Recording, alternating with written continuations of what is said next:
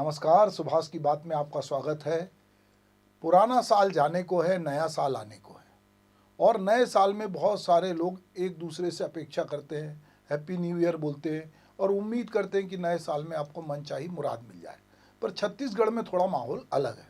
नए साल की जो दस्तक है और कर्मचारी आंदोलन के कारण हड़ताल की आहट है। नया साल, जैसा कि मैंने कहा, आमतौर पे उम्मीदों, संकल्पों और नई शुरुआत का प्रतीक होता है। लेकिन छत्तीसगढ़ में 2026 का आगाज कर्मचारियों के लिए हड़ताल और टकराव के माहौल में हो रहा है। 29, 30 और 31 दिसंबर 3 दिन 3 संदेश और 4.5 लाख से ज़्यादा अधिकारी कर्मचारी जो है वो हड़ताल में है। राज्य के इतिहास में कोई सामान्य ये घटना नहीं है। यह केवल वेतन, भत्ते या पदोन्नति का सवाल नहीं है, बल्कि भरोसे, वादे और शासन की संवेदनशीलता की परीक्षा है। छत्तीसगढ़ अधिकारी कर्मचारी फेडरेशन के बैनर तले हो रही यह त्रिदिवसीय हड़ताल 11 सूत्री मांगों को लेकर है, लेकिन इसकी जड़ें कहीं गहरी है। नवा रायपुर अटल नगर स्थित मंत्रालय, इंद्रावती भवन, संचालनालय से लेके जिला, ब्लॉक, तहसील, स्कूल, अस्पताल, निगम मंडल, हर जगह कामकाज ठप पड़ने की आशंका है। पेंशनर्स भी इस आंदोलन से कंधा मिलाकर खड़े हैं। यह अपने आप में संकेत है कि असंतोष किसी एक वर्ग तक सीमित नहीं है। एक तरफ केंद्र सरकार 1 जनवरी से 8वें वेतन आयोग की घोषणा की तैयारी कर रही है, वहीं दूसरी ओर छत्तीसगढ़ जैसे राज्य में कर्मचारी नए साल की पूर्व संध्या पे कलम बंद, काम बंद आंदोलन कर रहे हैं। यह विरोधाभास केवल आर्थिक नहीं है, राजनीतिक और नैतिक भी है। मोदी की गारंटी और कर्मचारियों का सवाल पिछले कुछ वर्षों से मोदी की गारंटी एक राजनीतिक नारा बन नहीं रही है, बल्कि चुनावी अभियान का केंद्र बिंदु भी बन चुकी है। छत्तीसगढ़ विधानसभा चुनाव में इसे बड़े भरोसे के साथ खड़ा रखा गया। कर्मचारियों का कहना है कि उन्हें गारंटियों में महंगाई भत्ता, वेतन विसंगति का निराकरण, नियमितीकरण और सम्मानजनक सेवा शर्तों की बात कही गई थी। लेकिन सरकार बनने के जो अब कहना चाहिए 2 साल भी हो गए, कर्मचारी खुद भी उपेक्षित महसूस कर रहे हैं। फेडरेशन का आरोप है कि केंद्र के समान देय तिथि से महंगाई भत्ता और महंगाई राहत नहीं दी जा रही है। 2019 से लंबित एरियर्स अब तक पीएफ के खातों में समायोजित नहीं हुए हैं। पिंगुआ कमेटी की रिपोर्ट सार्वजनिक नहीं की गई है। 4 सूत्री पदोन्नति, समयमान, वेतनमान, अनुकंपा, नियुक्ति जैसे कई मुद्दे फाइलों में अटके पड़े। सेवानिवृत्ति की आयु 65 वर्ष करने की मांग भी इसी असुरक्षा की अभिव्यक्ति है। अनियमित कर्मचारियों की अलग लेकिन जुड़ी हुई लड़ाई भी इसी परिदृश्य में शामिल है। अनियमित कर्मचारियों का 28 दिसंबर का जंगी प्रदर्शन इस आंदोलन को और व्यापक बना देता है। 5 से 30 साल तक सेवा देने वाले ये कर्मचारी आज भी अनियमित कहलाते हैं। न्यूनतम वेतन, मान अधिनियम और संविदा नियमों के बावजूद आधे से भी कम वेतन, महीनों का बकाया और ऊपर से छटनी का डर, यह स्थिति किसी आधुनिक कल्याणकारी राज्य की तो नहीं लगती। अनियमित कर्मचारी फेडरेशन का आरोप है कि मोदी की गारंटी 2023 में समिति के गठन का वादा किया गया था, लेकिन आदेशों में उनका नाम तक नहीं है। यह केवल प्रशासनिक चूक नहीं है, भरोसे का संकट भी है। जब सरकार खुद को सुशासन की प्रतीक बताती हो तो ऐसे वर्ग की अनदेखी सवाल खड़ा करती है। सरकार का पक्ष और उसकी सीमाएं भी है। यह सच है कि विष्णुदेव साय सरकार संवाद की बात करती है और कई मामले में टकराव से बचने की कोशिश भी करती है। राज्य की आर्थिक सीमाएं, राजस्व दबाव, केंद्र पर निर्भरता और नई योजनाओं का बोझ, ये सभी सरकार की मजबूरियां हैं। सरकार यह तर्क दे सकती है कि एक साथ सभी मांगे मानना व्यवहारिक नहीं है और चरणबद्ध समाधान ही संभव है। लेकिन सवाल यह है कि क्या संवाद की गति और गंभीरता कर्मचारी की अपेक्षाओं के अनुरूप है? क्या वादों और निर्णयों के बीच की दूरी कम की जा रही है? यदि सरकार सुशासन का वादा करती है तो उसे यह भी समझना होगा कि सुशासन केवल योजनाओं के उद्घाटन से नहीं, बल्कि कर्मचारियों के भरोसे चलता है। श्रम कानून, नया दौर और कर्मचारी आंदोलन। देश में नए श्रम कानूनों के बाद यह उम्मीद की जा रही थी कि औद्योगिक शांति और लचीलापन बढ़ेगा, लेकिन सरकारी कर्मचारी और संविदा आउटसोर्स से कर्मचारियों के लिए असुरक्षा और बढ़ी है। स्थायित्व के बजाय अस्थिरता, अधिकारों की बजाय अनुबंध, यही भावना आंदोलन को जन्म दे रही है। छत्तीसगढ़ के आंदोलन केवल राज्य तक सीमित नहीं है, यह देश भर में उभर रहे कर्मचारी असंतोष की एक कड़ी है, जहां विकास, राजकोषीय अनुशासन और श्रम अधिकारों के बीच संतुलन तलाशा जा रहा है। आगे का रास्ता यह समय टकराव का नहीं, बल्कि बहाल करने का है, मतलब ये विश्वास को, आपसी विश्वास को बहाल करने का है। सरकार को चाहिए कि वह कर्मचारियों की मांगों को केवल दबाव की राजनीति के रूप में न देखे, बल्कि एक चेतावनी माने कि प्रशासनिक मशीनरी का मनोबल टूट रहा है। कर्मचारियों की को भी यह समझना होगा कि जनजीवन पर असर डालने वाला आंदोलन अंतिम विकल्प होना चाहिए।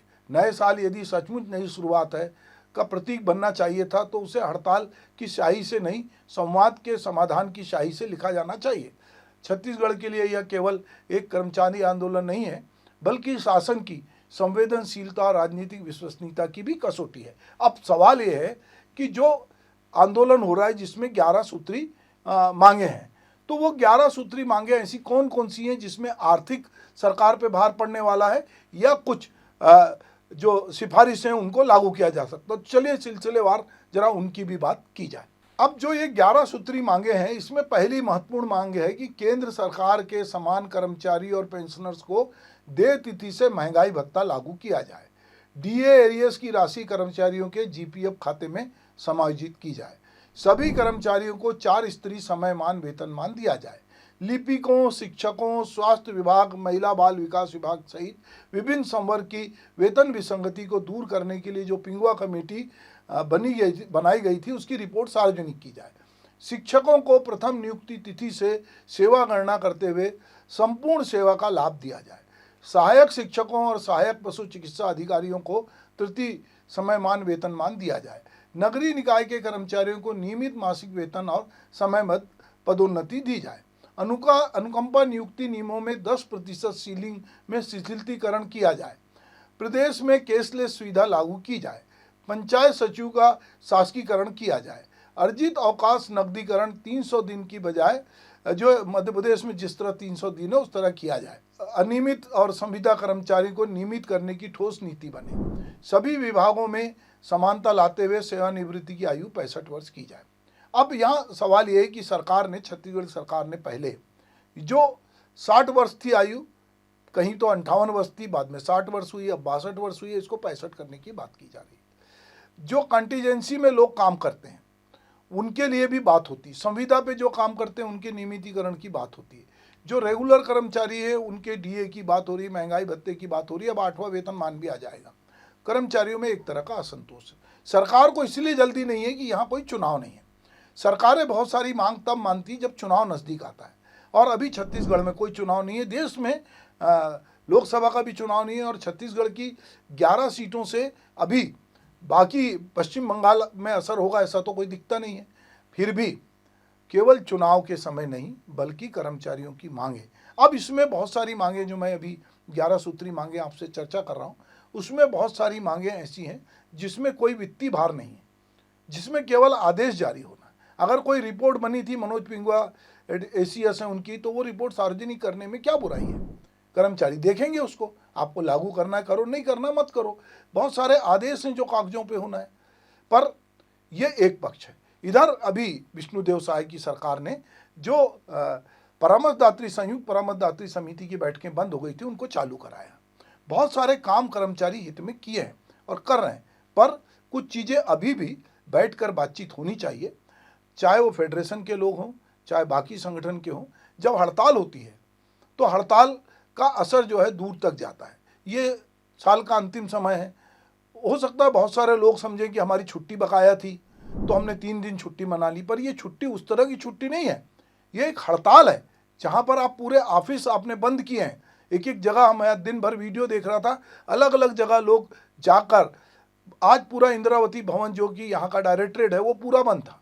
मंत्रालय की सेवाएं अलग हैं। जिलों में भी मैं बहुत सारे वीडियो आपके साथ साझा कर रहा हूँ जहाँ पर दफ्तर बंद है और लोग नारेबाजी कर रहे हैं। कोई पंडाल लगा के कविता सुना रहा है, कोई सरकार को कोस रहा है। तो सवाल ये है कि नए साल का आगाज़ इस राज्य में अच्छा होना चाहिए। अपना रजत जयंती वर्ष मना रहा है तो कहीं ना कहीं ये बातचीत का सिलसिला होना चाहिए और दोनों पक्ष से बातचीत होनी चाहिए। अगर सरकार को भी संवेदनशील होकर बात करनी चाहिए और कर्मचारी अधिकारियों को भी अपनी संवेदनशीलता आम जनता के प्रति दिखानी चाहिए, क्योंकि दोनों तरफ से संवेदनशीलता की जरूरत है। अंततः इसमें आम जनता जो सरकारी दफ्तरों में चक्कर लगाती है छोटी छोटी चीज़ों के लिए, उसको बहुत कठिनाई होती है। तो ये बात समझना होगा और सरकार ये 11 सूत्री मांग में से जो मांग पूरी कर सकती है उसको करना चाहिए, क्योंकि 1 जनवरी को जब 8वां वेतनमान की घोषणा होगी तो एक बार और तापमान बढ़ेगा, क्योंकि कर्मचारियों को लगेगा कि अब हमको 8वां वेतनमान भी चाहिए। पर अभी तक तो 6वां और 7वें का ही पैसा जो है पूरी तरह से नहीं मिल पाया है या लागू नहीं हो पाया है। तो सरकार को भी इस स्तर पर सोचने की जरूरत है। नमस्कार।